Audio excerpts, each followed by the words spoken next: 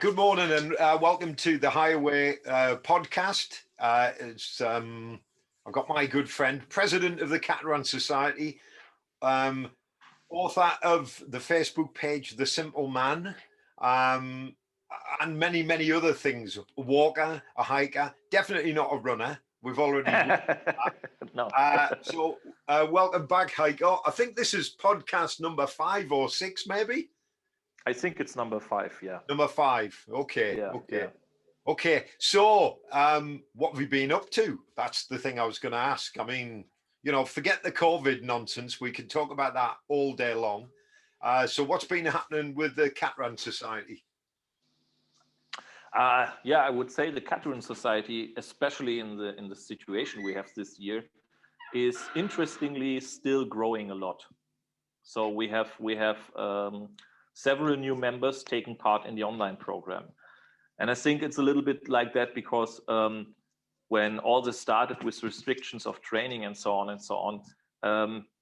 it was a little bit, I think there was even a little meme about, Cateran people are like, so what, we are used to it, training in the backyard and training alone. So I think we have a lot of people who are interested in, of course, training with a partner, but they don't have a partner. So even without a pandemic situation, many of our people are training on their own, in their backyard, even in their homes. And we can say during 2020, our numbers were growing pretty much. Maybe also because of the situation, because people were interested in picking up something which is already structured and organized as an online program. But on the other hand, many other HEMA people and other martial arts offered online training. So everything went online. Maybe we had a little bit we were maybe 1 or 2 steps ahead already. Maybe this is that. Or maybe Highland broadsword and such things becoming popular in a HEMA world full of boring longsword.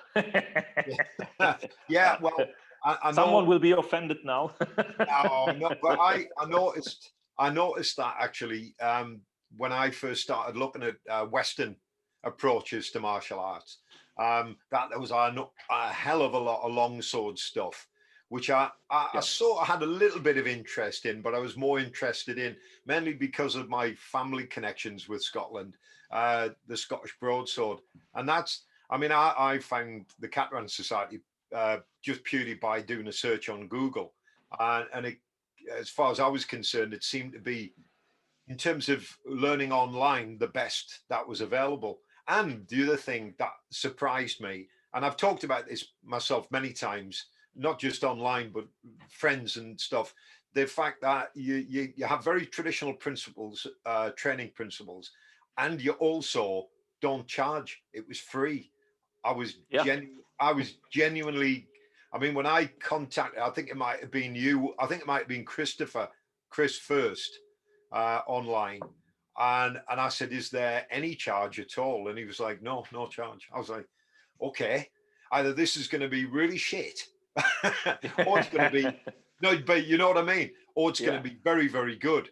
And what it felt like for me was, it was like going back in time to the martial arts when I started in the 60s, where no one was in it for the money. They were actually in it to promote the art. And I think that's why it's successful as well. Not just the online thing. I think it's the fact that the standards are so high and the exchange of information is so good, and it's I get the feeling it's a nice atmosphere online within the organization. Everybody's sort of quite helpful. I know when I posted 1 or 2 videos initially when I first started, not only were you coming on immediately and giving me advice, but actually other members were also coming on, which was, it was different. Everybody seemed to feel like that they could get involved in individual growth, which obviously helps the society grow as a whole. Yeah, I would love to be able to tell the secret of why this works also well. But there is no secret. It just does. So when Chris started this as an idea, because he was having kind of a Greyhound bus tour through Northern America and giving several classes and seminars in the early 2000s. And then people were saying, yeah, it was really interesting, the Highland broadsword. I want to pick that up, but I have no club nearby training this, or I have no HEMA club at all nearby. So how can I do it? And then he was finding these, the online program, this apprenticeship program came up as an idea. And it was the same way how I came to the Cateran Society, because I stumbled into it over YouTube by just asking a question about training weapons in one video, and Chris asked me, and he invited me to take part of the program. And back then it was on some kind of a link page or something like that, which was already working quite nice. But I have to say, with all bad things to say about social media, taking it into Facebook as a group made it grow really fast.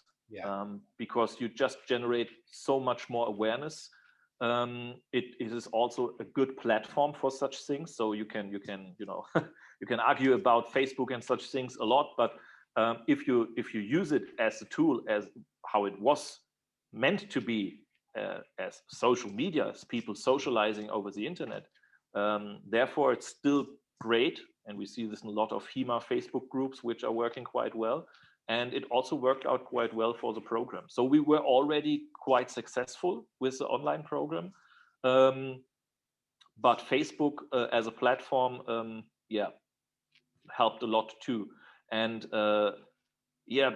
people, as you say, are all very often surprised when they ask you. I get emails or I get private messages. I want to take part. What do I have to do?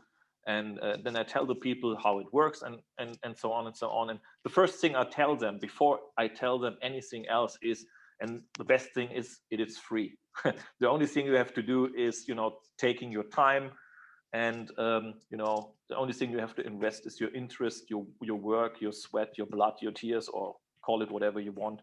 And some people are also when they pick up the program, they are when they have like a time where they're not able to train, and they post a training report, or they have an injury, or they have working and family stuff to do, and I say, yeah, I'm sorry, I did not post any reports, please don't delete me out of the group, and I will come back, and I will train again. And they are always surprised when you say, it's cool, it's okay, no problem at all, you're a free person. And I think it's very much the spirit of Chris Thompson, his personal approach on how to run things without interest in money. So just for the cause, just for the thing itself.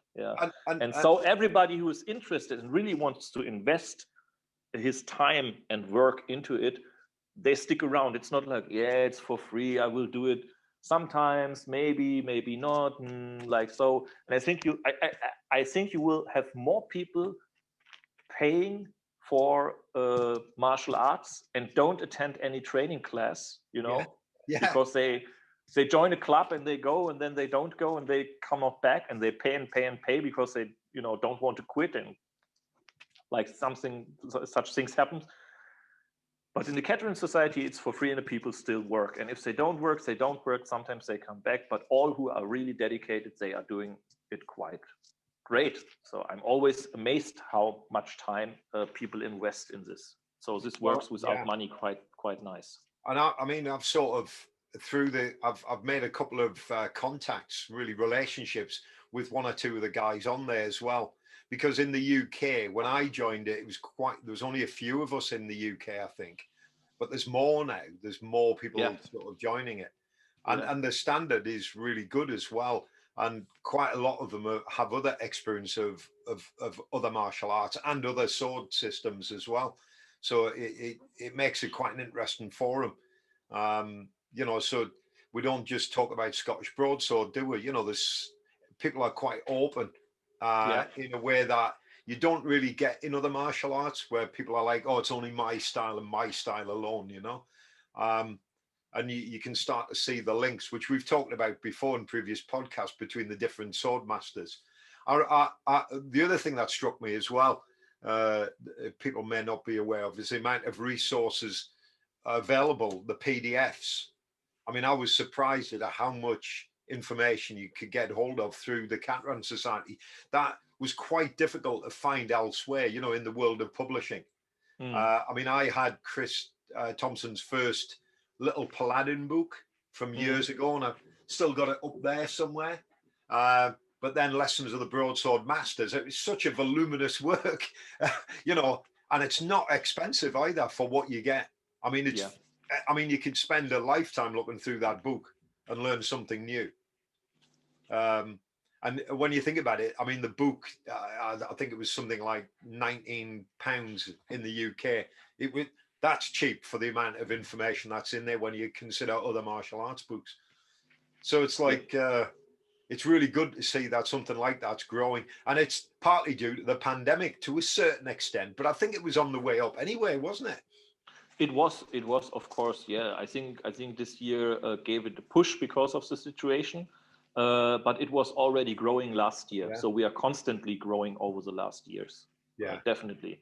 Yeah, and as you said, Lessons of the Broadsword Masters is, I would say, Chris wrote a lot of books before that.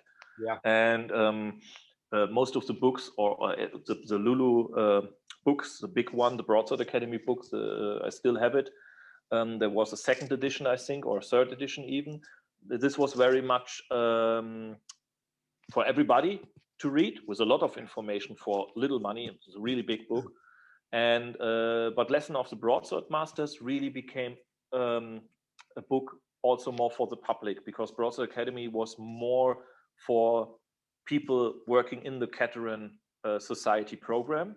Of course, everybody. There was also tons of information for people who just are interested in Highland broadsword and such things. But with Lessons of the Broadsword Masters, I would say you have the most complete book, if this is good English. Yeah, no, that's exactly right. The most complete book about Highland broadsword you can find, because you not only have the quotes and the lessons of the historical manuals in it, but you also have the Cateran Society training program in it, and also tons of background information. So it's really a great book. And as you said, it's very, very affordable. And if you take the Kindle edition, I mean, it costs like nearly nothing. Okay, if you don't have, but it's a great book to have it in your shelf, and to, you know, take it out and read it back and forth, and you will find always new information in it. And I would say this is a masterpiece. I know that Chris is always writing. He wrote a lot of books, and so I assume that one day we will also see a new one written by him. I mean, the books by Paladin Press are not available anymore. No, that's right. And the information within, he cannot put it into new books, because people would be interested in example, to read Highland Martial Culture, which is a great book as well. And I'm lucky to have it, because there's also information besides the technique and the manuals about Gaelic laws and traditions connected to the martial arts. And I know that Chris would love to put this information into a new book, and people would love to read it. So maybe in the future we will see something of that. But I think there are still some issues, because Paladin Press, they closed their doors, but still they have the people on their throats with the contracts, you know, like so you don't possess your own book material. So you know what I mean? Yeah. So that's right. When the publishing house of my German broadsword book closed its doors recently because of the pandemic, and because of the publishers, he has some medical issues. You know, he just cannot do the job anymore. And then the rights for my book, they automatically come back to me. So you know, I can take my book now and, you know, try to bring it to another publisher or something like that. At the moment, I took the rest of the books they printed. There's a small amount still available because they printed back then, I think, 2,000 or 3,000 books of my book, and left over are like 300 or 400, and those I am taking back now and selling them directly from me. And when this so when they are sold out, then I will maybe take the information in my book, rework it, and publish it new. Yeah. Maybe even in English edition, because many people ask me about it. but yeah, but I don't know, because you already have everything you need in Lessons of the Broadsword Masters, and I see no need to write down the same things or similar things in another book in English. Yeah. Heiko, you can never have enough books. I'm a minimalist, so personally, yeah, I know that. I love a book where I have every information and don't need a second one. Oh, okay, so you're the Zen master of the Cateran Society then. I would not dare to say that, but no, it's more practical, because the idea of writing a German book was because there are still a lot of people who say, yeah, I'm interested in this, but my English is not so good to read a book about it. So this was the idea, to get an entry book into this stuff in German language. So this was the original intention. But what I'm working on is maybe a specific book about broadsword and targe in English. Okay, because you did quite a lot of videos on broadsword and targe, because it's something that really interests me. Not just the broadsword, I'm interested in the targe and the dirk, the Lochaber axe, the staff, the whole system, of weapons from that era and that culture. So I think, you need to write a book on and put that's what you need to do. In English. I think that is the plan I will take. I had a chapter about broadsword and targe in my German book, and maybe I will take this, and now after 6 or 7 years later, I have some different views and experiences, found out some more things, so I could rewrite this part as a book on its own in English language, about broadsword and targe, maybe about other offhand weapons as well, like the dirk or the basket-hielded dagger and the buckler, but mainly broadsword and targe. So I have something in my up in my sleeve, and have some ideas. So be patient. Maybe the short work in my company will give me more time, so maybe I can push forward my book projects. That would be good. I mean, I look forward to that, because again, there's very little material. I mean, I managed to find some after an intense search on the internet. I found a magazine article that Chris had written.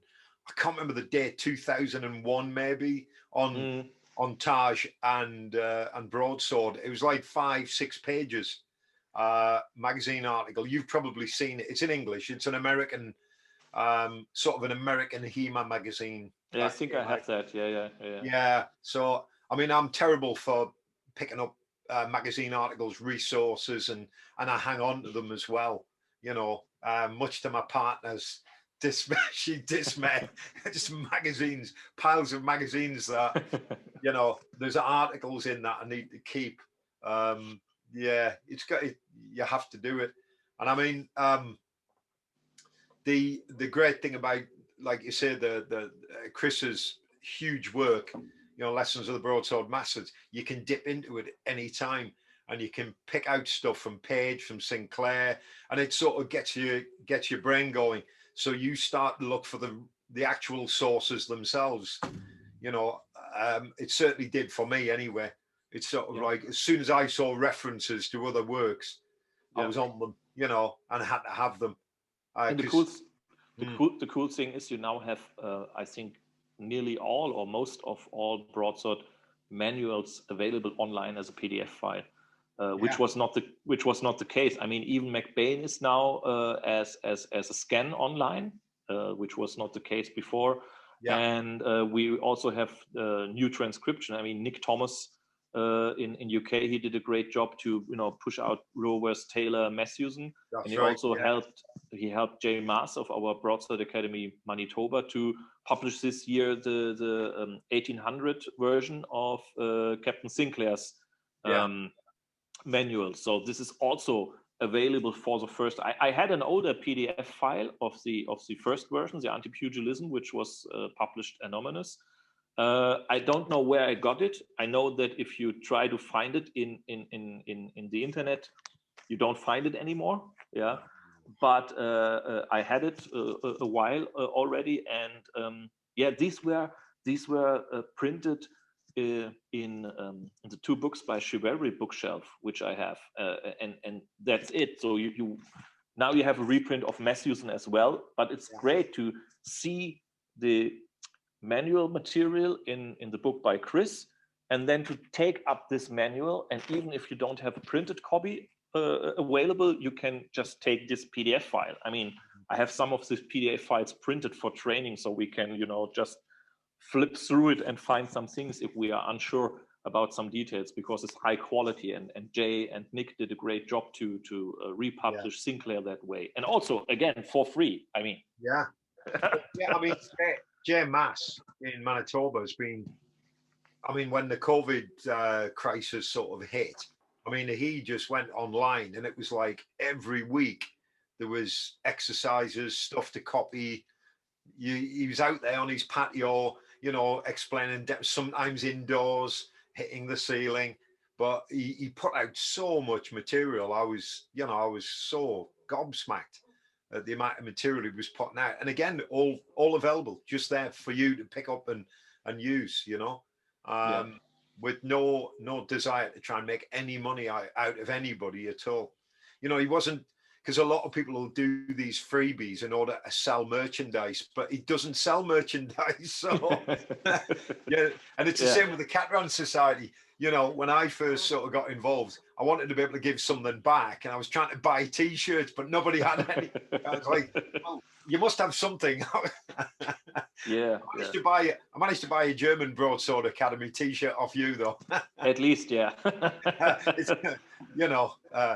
don't feel so bad now. But no, it's amazing to think that this sort of attitude still exists, within the martial art, in a fraternity, in a group, and the group don't take advantage of it either, which is nice. They don't seem to anyway. No. I mean, nobody's going off and sort of setting up their own broadsword academies or and saying, oh yeah, forget the Cateran Society, join mine, sort of thing. Everybody's we never had this kind of beef, which you sometimes find in other martial arts or even in HEMA when student splits from his master and building his own group, and then they fight over the internet or something like that.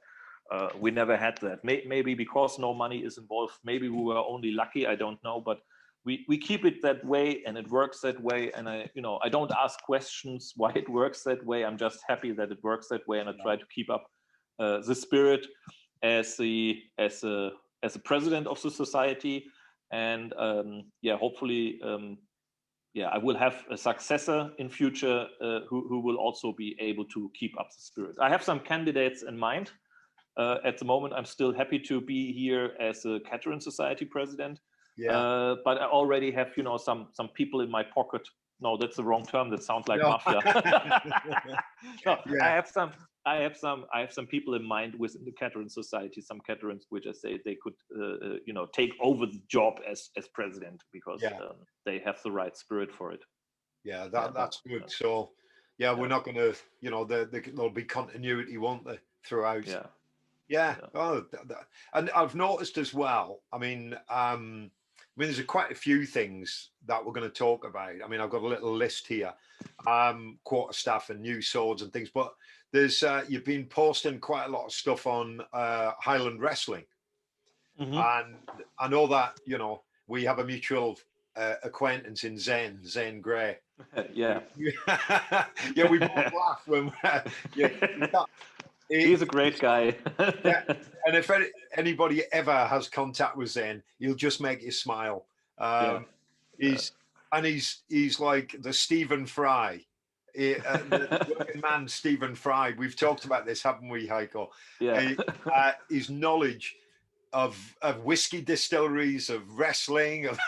I mean, he's a well-read guy and very down to earth, isn't he? Very, very down to earth. Yeah. And I've asked him to come on the podcast, and he's typically Zen. He's like, oh, I don't know whether I've got anything to say. No. He has so much to say, not only about Highland wrestling. He's really, really, as you say, he's like a big book of knowledge about many things. So he should not be shy. No. I mean, he surprises me. Yeah. You know, with his knowledge of history. I mean, and language. And because he's got such a broad range of experience. Yeah, absolutely. And yet he's so down to earth. You know, absolutely. So we'll both have to bully him the next time we speak. Come on, because maybe I can threaten him with holding up a guinea pig and threatening to slice its throat or something like that. But maybe this will cause him to run over to Germany and smash my head in. I don't know. He's a big lad. Yeah, he is. We had we invited him over to give a Highland wrestling seminar. I think it was in late November 2017. And he's really a heavyweight. But he's also very technical. So we had in the same seminar, we had a catch wrestling instructor there who was doing a catch wrestling workshop before the Highland wrestling workshop, and we were also taking part in this. And Zane is really a strong and technical guy with a lot of knowledge about wrestling and the history behind it. So hopefully next year he will be able to come back to Germany so we can do another seminar. Maybe we'll even make a seminar with I don't know how to pronounce his name. I'm so sorry. You know, the guy, the Irish guy we talked about who lives here in Germany, who's still doing the Irish collar and elbow wrestling. I think Zane pronounced his name correctly, but it's Gaelic. I don't dare to speak it out incorrectly. Rudin or something like that. But you know who I mean. He does a lot of great research and videos and articles and podcasts about Irish collar and elbow wrestling. His research is ongoing research.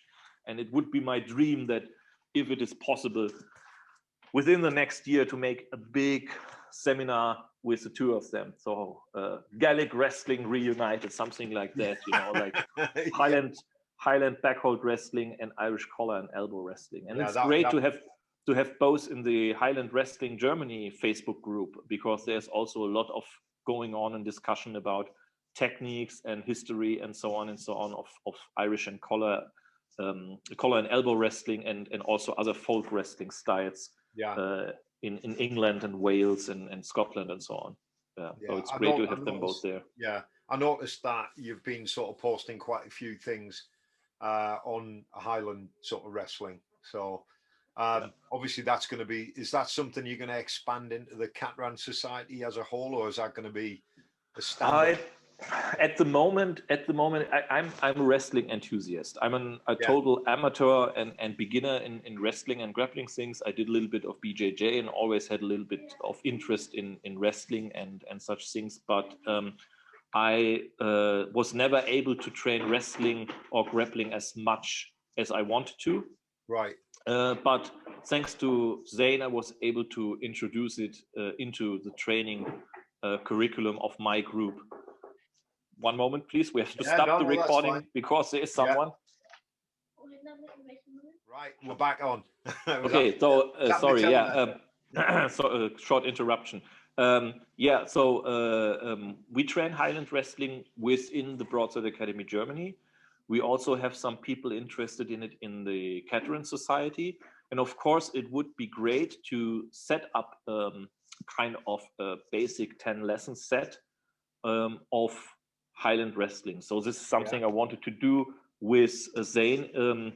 I already wanted to do it, but you know, all the time because he's out on the sea and we with the situation at the moment, I was not able to do any backhold wrestling, obviously.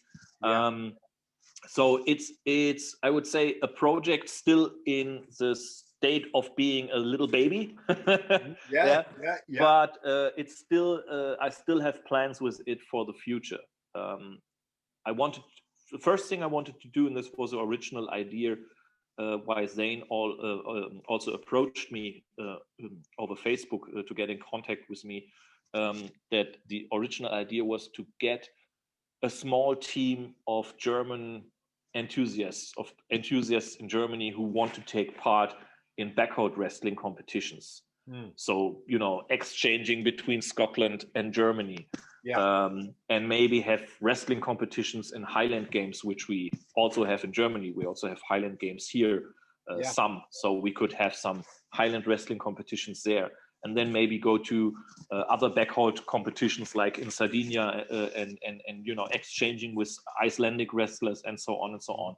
So of course, personally, I'm, as I said, I'm more an enthusiast. I have a little bit of wrestling skill and knowledge, but I want to push it forward out of interest because there is a connection between Highland wrestling and swordsmanship. We have techniques of backhoe wrestling, like the back heel, which we find in Highland broadsword manuals. So I'm very interested in the historical connection, but also I just like to wrestle. Okay. I mean, a guy like Zane or other wrestlers, they can destroy me within seconds. I mean, I'm not even a competition for them, but I even love that, Yeah, you enjoy it.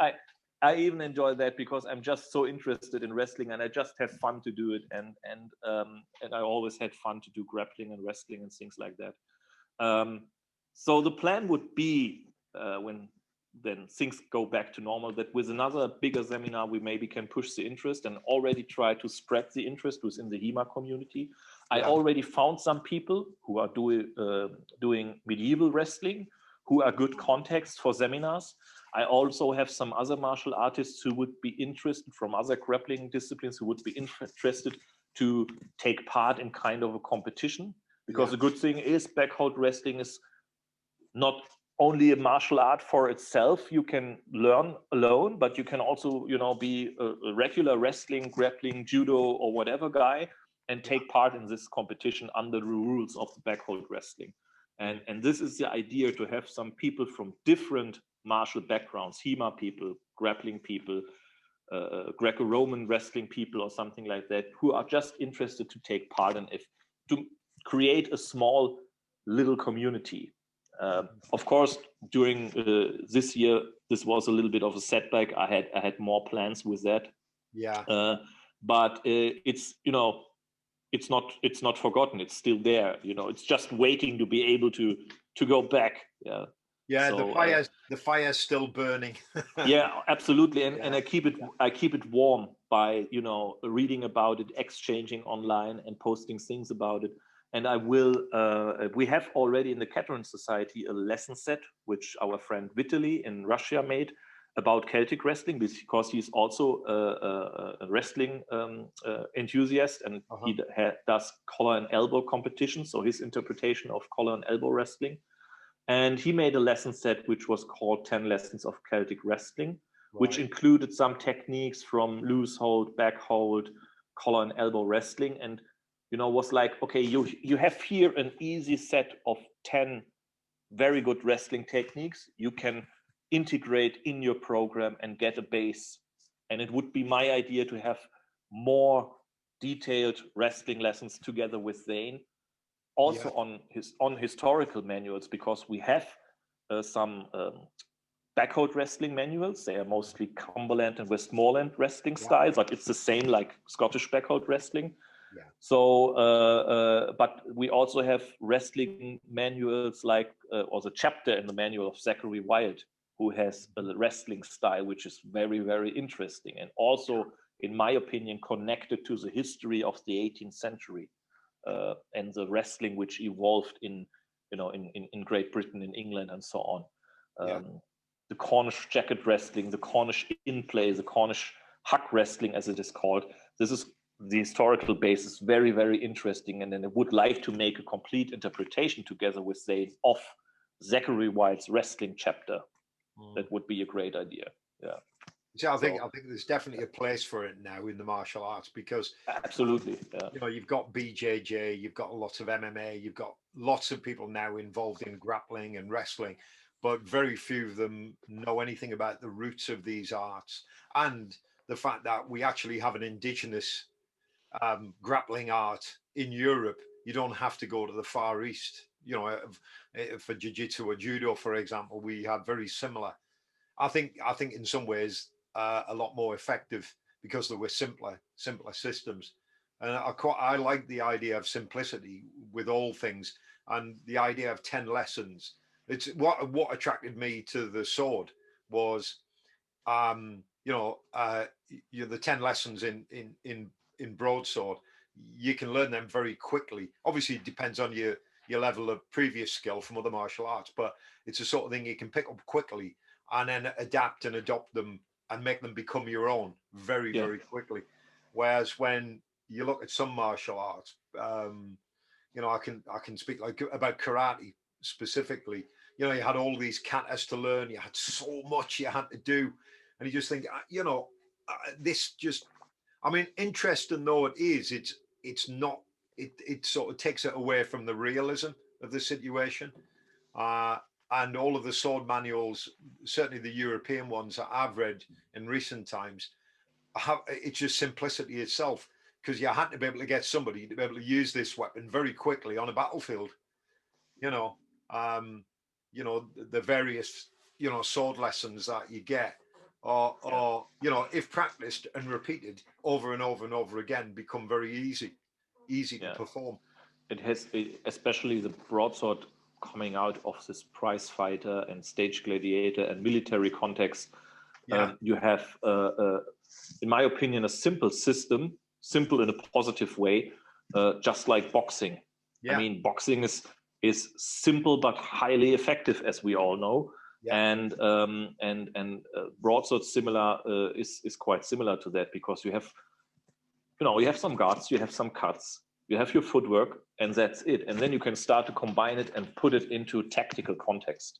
And this is what makes the system on the Cateran Society so great, in my opinion. This is why I picked it up so quickly, is that you have a specific set of lessons which contain everything you need. And from there, you can explore the manuals more and more. You have the foundation to explore the manuals more and more, and to start to combine all these things. And very often, the historical manuals we use were just meant to be that. It was a set of lessons. For example, I talked about Zachary Wilde. And we were working with his chapter on the quarterstaff a lot. Obviously, I posted a lot of videos about it. And the videos I made is basing on the interpretation, of I forgot his name. He's from the Stoccata, Academy. Stephen Hans. No, it's another one from the. I know. There's a chap. I know. He's from another branch school of them. I've seen him on YouTube. And he put up some very interesting videos on Zachary Wilde's small sword and principles and everything. And he also made a complete, in my opinion, very good interpretation of the quarterstaff chapter, which is very straightforward. And this I took as a base and checked it with my understanding of what is written in the quarterstaff manual, and taking my general knowledge and experience about staff weapons, because I already worked with quarterstaff before reading Zachary Wilde, and also looking a little bit into McBain and Archibald McGregor. They are quite brief about the quarterstaff compared to Zachary Wilde. Zachary Wilde has really a lesson set of I think like 10 lessons, 12 lessons or something like that, straightforward how to use the quarterstaff, basing also on the backsword and the small sword principles. And this makes it great. If you took these lessons on their own, they are already great to train, to lay a foundation to understand the staff. And from there, what I do in my videos now is exploring and putting them into context, because not every lesson he has is when you take them just as you do them in the book. So he says you do this, and then he does that, and then you finish him like this, and then you say but he could do this and that, and then you have to put them into a context. So I have some lessons where I say, if you just take the lesson like this, it won't work in sparring because we tried it out, and you attack his leg, your head is open. But if you step here and if you step there, and if you put it in another context of situation, so using this manual as a base to explore the step more, combined with our own practical experiences with it in fighting. Yeah, I mean, I've just picked up the book in question. Yeah, it's the same. Yeah, I mean, I definitely recommend it. I mean, it's a very slim volume. Yeah, but it's full of everything you need. Yeah. I mean, there's just like, there's no bullshit in it. It's just, let's get the grips with this. This is what you do. This is how you do it. And then, as you say, you can interpret it based on your experience sparring, because that's the ultimate. This is the problem that me and many others are facing. I mean, we're all training really hard. I mean, developing the solo drills and the doubling drills on our own. And trying to get somebody to train with now is virtually impossible. I think I managed to do it with Steve. I dragged Steve to the gym when the restrictions eased off a little bit, and sort of played around with the 10 doubling exercises. But you need to spar, don't you? You need to work with another person. Yeah, I think the good for those that are really keen, their basics are going to be absolutely superb. Because I know I've been teaching Muay Thai online, which I never thought would work at all. But what's happened is the guys who've stuck with it, because all we've done is solo exercises, their basics have become so good now. Their fundamental footwork, the things that people don't practice enough. And I think when I joined the Cateran Society, I'm because I've done martial arts all my life, I was happy to just go away without a sword and practice footwork up and down, up and down. And of course, now that I can't train with anybody, I'm having to revisit the footwork again and again and again. Yeah. And I think that's important, isn't it? Zachary Wilde gives you all the fundamentals, the basics here, quite clearly as well. And it's I mean, although it was written in 1711, the language actually is quite accessible. Absolutely, yeah. And it's very, very, very entertaining. It's great. I mean, it's a great little book. I mean, imagine he is talking about, within quarterstaff chapter, he's talking about the level guard. Okay. Yeah. So level guard, the classical quarterstaff guard, you might say, holding it like a St. George with a broadsword over your head.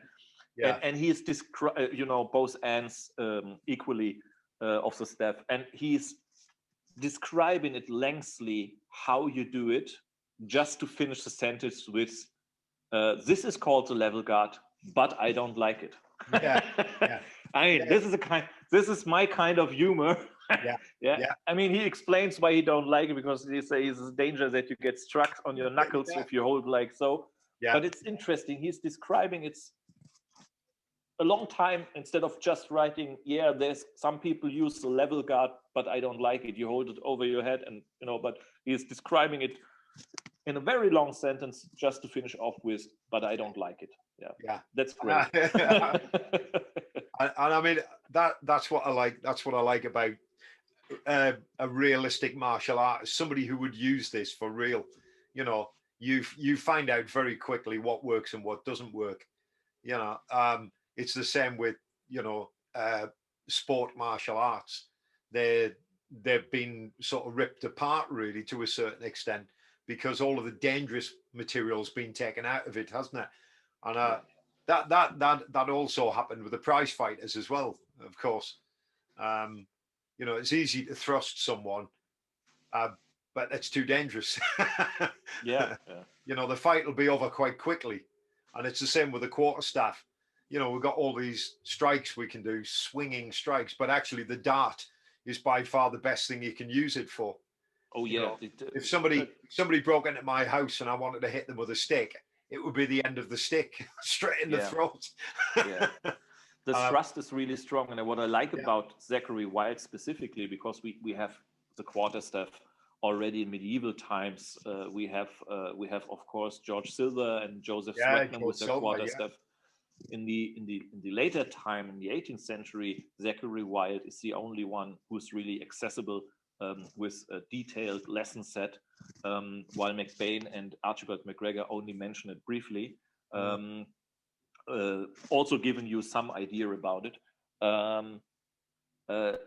But it's interesting because the quarterstaff, I think Zachary White says that he wonders why it is not more in use in these times. So it came out of fashion, as it seems, and it was a weapon, in my opinion, mostly associated with the stage gladiators, similar like the buckler and the parry dagger. Yeah. This was seen as an old-fashioned style of fighting, and the prize fighters were trying to, recreate for entertainment the original company of maesters in England, where the fencing masters of England were organizing and meeting in the 16th century, having fights where backsword and buckler and backsword and parry dagger and quarterstaff were important weapons, as we can see in George Silver and Joseph Swetnam and the like. And they were kind of recreating it around 1700 for entertainment, of course, for prize fights. So I think the quarterstaff was also kind of an old-fashioned prize fighter weapon. But maybe there were also people, simple land folk still using a quarterstaff to fight off bad guys, defend themselves, or have it just as a hiking aid. Shepherds maybe, or something like that. But I think Zachary White puts it quite in the context of fencing and saying, okay, the quarterstaff is basing on all the cuts and parries and chops and blows of the backsword and on all the thrusts of the small sword.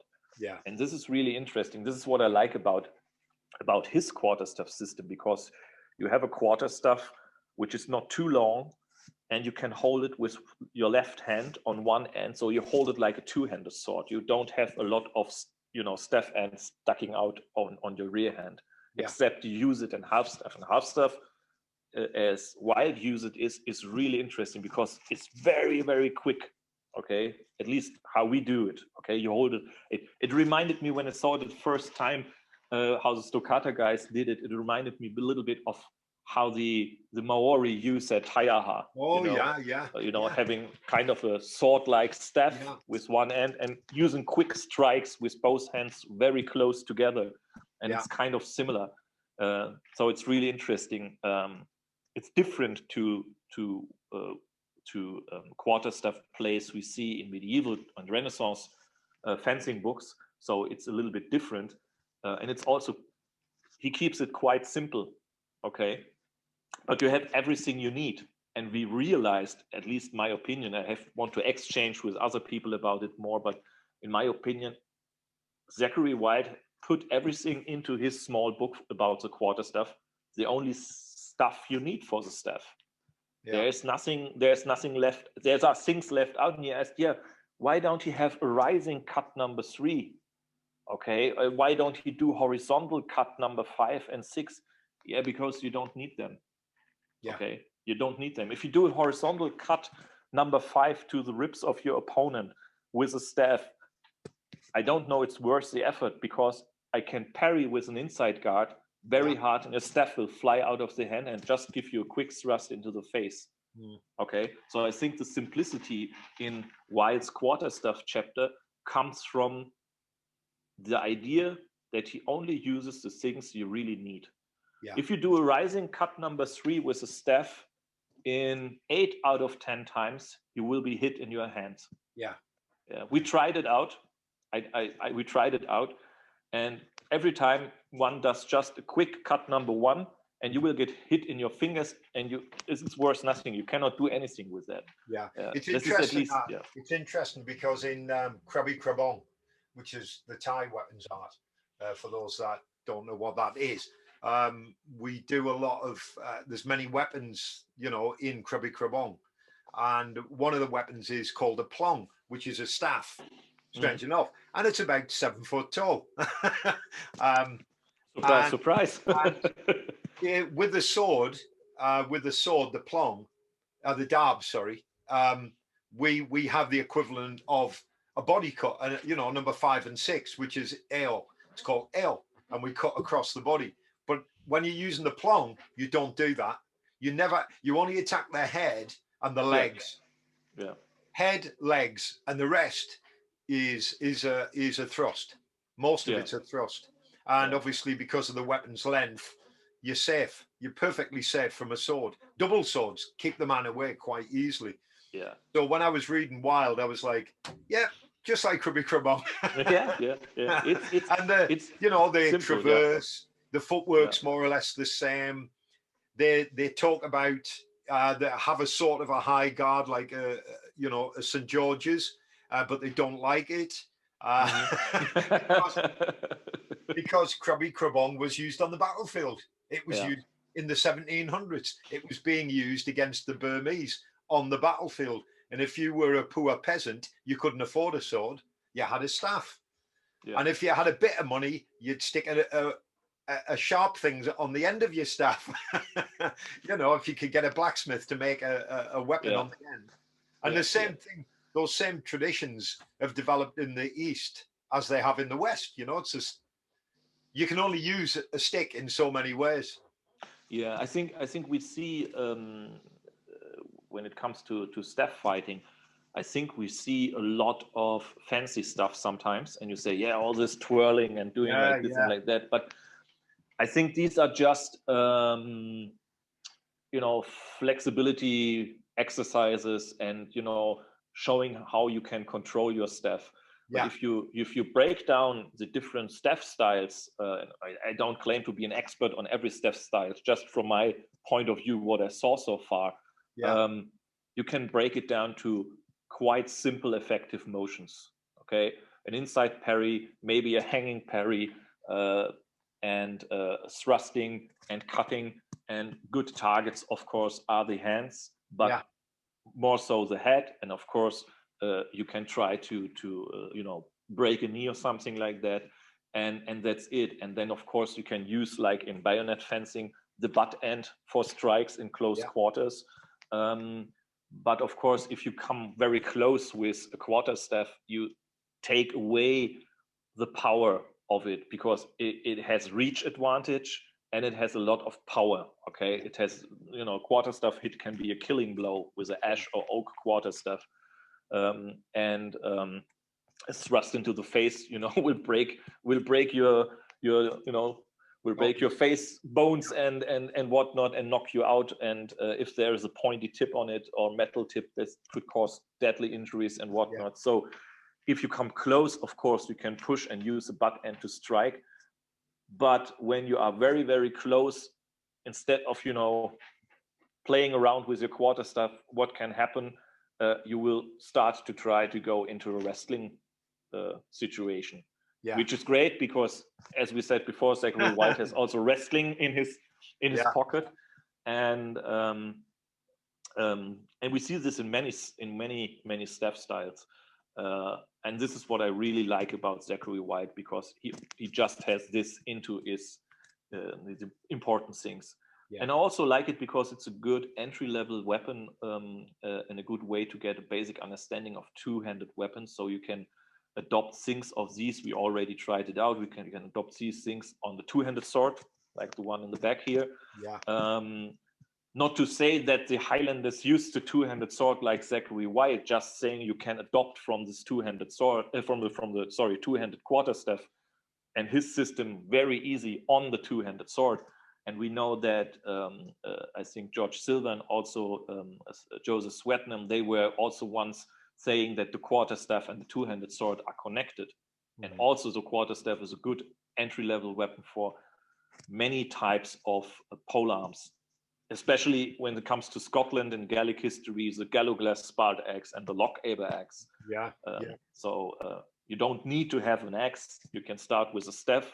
And don't know if Zachary White would ever have intended that, but for us as modern students of the art, it's a good way to say, okay, I learn. I buy a quite cheap bow staff, which I can get quite easy. It's long enough, but not too long. And I can start these lessons and learn how to move with it. And from there, I can start to explore a staff weapon like the Loch Aber axe and something like that, because I have the principles. So this is good.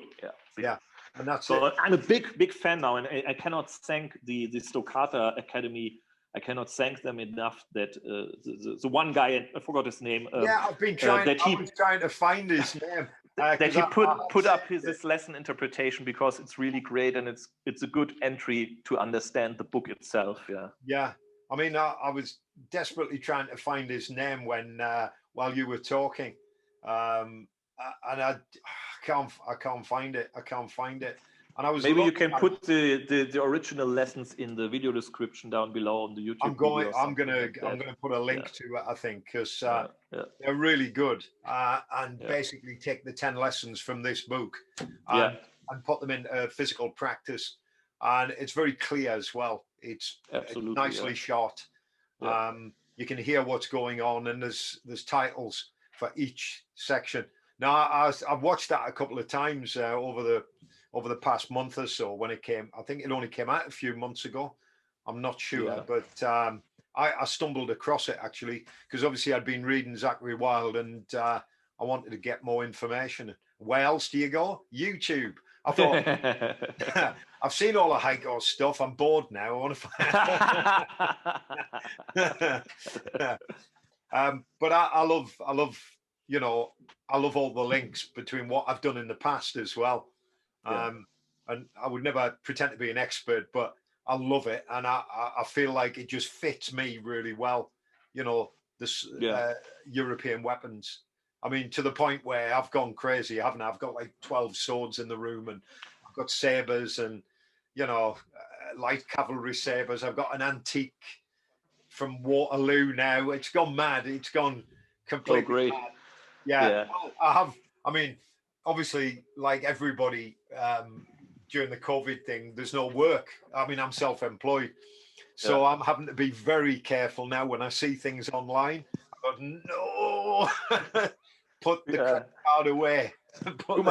Too much time to do online shopping. It's not good. But I mean, I like to train as well as much as I can, which is I mean, we've got snow in England now. It means working in the garden is virtually impossible because it become like just mud. But I suppose that would add a bit of realism to it. I would say so. You have to do it barefoot and tread lightly. And right. Well, I'll put my grey kilt on. I'll put my plaid on. Absolutely. And, I'll paint myself blue. No, don't do that. My neighbours already think I'm crazy when I'm leaping around in the garden with a sword. My next door neighbour, his head pops over the fence and goes, what is he said all he hears is this like swish, swish, swish. And he knows what I'm doing. But anyway, I've tried to get him involved, but he's not interested, He just thinks that I'm a crazy old man, which I probably am. I think most of the neighbours around here have seen, obviously overlooking the garden, have probably seen me in the garden. I'm sure my neighbours always see me, putting big bags into my my car, and swords and staffs and things like that. Well, there's a guy. It's a funny thing. I bought some single sticks last year sometime, before the COVID thing happened. So I bought a couple of single sticks so I could practice with Steve and a couple of the other guys. And because I didn't have a lot of swords then, but I thought, I like single stick anyway. It fits in with the Eskrima that I've done in the past. And I ordered these sticks, and they arrived, but they went to the wrong address. So they went further down the street. So I went down, to the number I assumed it was. And this guy turned up. He said, oh, yeah. He said, I don't know why they've delivered them here. He said, I was going to bring them up. He said, what is it? And because you can hear them rattling in the box. You don't mind me asking, what are they? And I said, what do you think they are? And he said, I've done martial arts, right? Are they sticks or something? And I said, yeah, that's exactly what they are. They're single sticks, but European single stick. Oh, well, I did kendo. I was like, oh, wow. So I actually, I made a new friend through sticks and swords, and I said, you should come up to my gym and start training with me. Oh, yeah. But he never came up. He's about my age. and he's, you know, he's in his 60s, and he said, "Oh, I'm past it now." I said, "No, no, don't say that. It's You never too late. No, Never. no, you never. No. I'll be out in the garden when I'm 80 with various sticks and things in Yeah. my wheelchair. In my wheelchair, I'll make a weapon. I'll weaponize my wheelchair. You know, with spikes on the side and blades. You know, like a war chariot. Yeah, a war chariot, exactly. And then you know, running through the bad guys, cutting off the legs. Yeah, I'll have my dogs pulling it. And oh yeah, and I'll have a sheath down the side of it, and you know, bow and arrow and everything. Yeah, I'll have everything on the side of it, you know, easily accessible. You know, yeah. And the wheels will actually be Targes. You know. Yeah. Oh yeah. Yeah. Good idea. Yeah. Leather wheels. Now, sure. well, look. As always, we always start running out of time, but you've got a few more minutes, haven't you? You've got a little bit more time. We don't want to go too far over the time because people stop listening. We've talked about the plans, really, of the Cateran Society. We're talking about the quarterstaff lessons, amongst other things, and lots of stuff about Highland wrestling. We need to get Zen in on a 3-man thing. I think he might do that. He might be more accessible. You know, when he's not just on his own alone. I will ask him. We'll have to do that. Yeah, I'll ask him as well. Yeah. So we'll put a bit of pressure on him. There's one other thing I think briefly, if we can keep it brief, talking about swords. We're talking about this new small. Did you want to talk about that now, or do you want to save that for another talk? Oh no, I can. You know, I have some minutes left, so I can quickly show it, because there is. I'm not an expert on historical small swords, but if I we'll take it down and show it to you. Yeah, definitely. Yeah.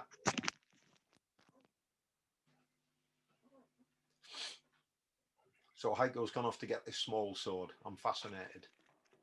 Right. Lucky for the audience, I did not forget to put some pants on. Wow. I didn't want to say anything. Aha. Right. Yeah. Okay. So tell us the story about this small sword. This is a cold steel small sword. Oh, okay. Yeah. And of course, about cold steel, you can say a lot of good things and a lot of bad things, because many of their swords are crap. Some people like it. Some people say they are overly heavy. Yeah. And if you take their 1796 light cavalry saber, an example, and have it in your hands, and then take a real one, you feel the difference immediately. Because one is something you need to for trains, like a railway, you know, like an iron bar, and the other one is a real antique great sword. But the small sword I like, because it's surprisingly not overly heavy. I know it's heavier than some historical small swords, but we know that, similar with broadsword, there's not the typical small sword. There are different types of small swords, and it's around 550 grams total weight. Oh, okay. Which is much lighter than the no, sorry, not 500, 650. Oh, okay.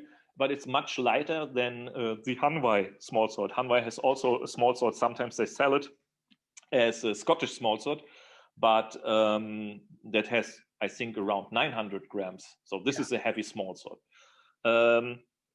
But I like that it has a little bit of weight. It has, a steel guard, so it's very decorative, but it's also solid. Okay, and the blade is very stiff, very pointy. It's only sharp at the point, so it's a typical classical small sword for thrusting only. I'm thinking about letting someone, sharpen at least the upper third, so you can do some cutting with it, but it has this typical triangular blade shape, and is optimized for thrusting.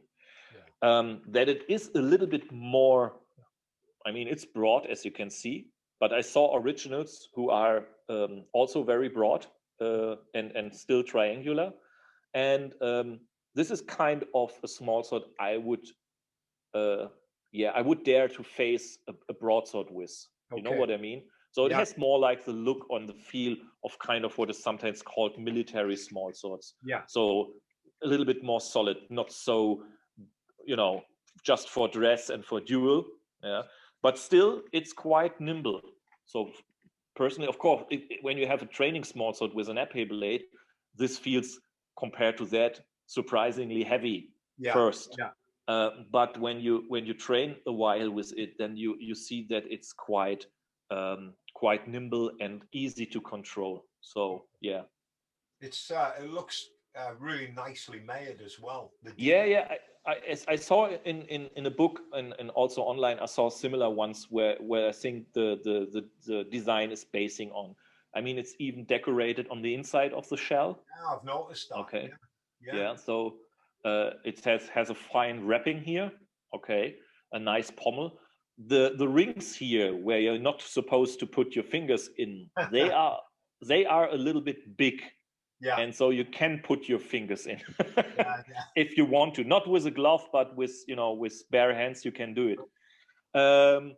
Which of course, I personally know that McBain, for example, says don't do that, but he says that some people do it. So some people did it. Okay. So maybe in this time of transitional rapiers, early small sword, we can see sometimes finger rings which are a little bit bigger. So maybe people were still tending to stuck their index finger in it. Maybe. Personally, I like it because it gives this little bit of a side sword feeling. You know what I mean? So with this one, I switch a bit, and I also had the Black Fencer small sword training small sword, which has also very big finger rings here, and you can use it in this kind of spadroon shearing sword, cutting able small sword. So this is, for my personal taste, I like it that I have the possibility to do that. I think a classical small sword fencer would be annoyed by this, maybe. Okay. But if you don't put your index finger through it, but hold it like so, okay, or here, then it's still okay. It still works well. Okay. What's it like? What's it like with a glove on? Is it okay? Do you have plenty space? Depending on, when I use my slightly padded HEMA gloves, I have to push my finger here, so then it's a little bit too tight. Okay. What about on the hilt itself? Your hand goes. That's totally fine. That's totally fine. That's big enough and not too big. So with a glove, this fits perfect. Okay, because it's not oversized. I mean, I have not too big hands, but not small hands. I would say like medium big hands. My gloves are always. I always take gloves and martial arts gloves in the size of LXL. It's mostly double sizes. Okay, so. So average big hands, not too big. I've got average hands, but a big head. Yeah, because there's a lot of brain in it, Well, that's not what my partner says. When I bought a fencing mask, I always have to buy XL. I've got. Yeah, me too. It's like just exactly you too. That's why we have little hair, because their brain is expanding and pushing the hair out. Absolutely. So, but it is. The blade is also very stiff with a little bit of flex. So I already did penetrate some things with it, and it goes smoothly into it like a hot knife into butter. Oh, okay.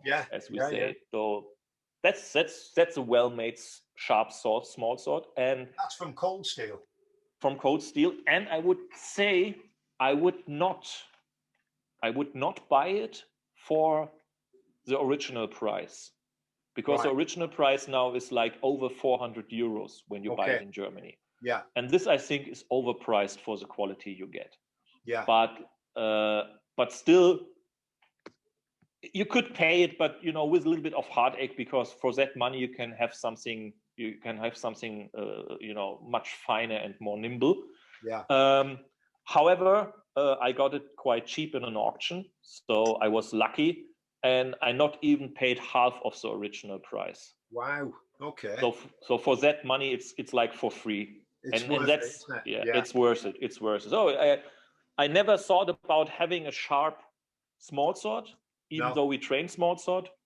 I wanted to try. Sometimes you have in auctions, online auctions, you have not too pricey historical ones from the 19th century. Yeah. I was thinking about getting one of these, but yeah, then it was a coincidence, and I found this one, and I tried to get it for a low price, and I was lucky. Yeah, so That's incredible. I think I was lucky because the seller, he translated small sword literally into German, calling it a small sword. So I think many people, putting in what they're searching for, they did not find the German word normally used, a Degen.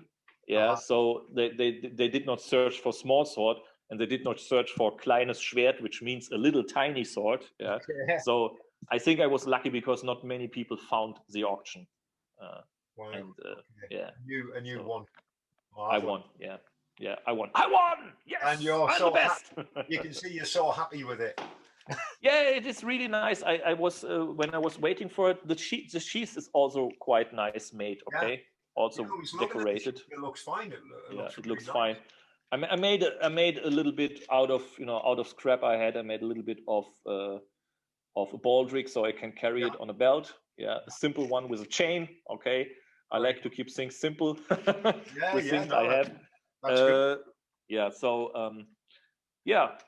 I can recommend it if you find a lucky auction.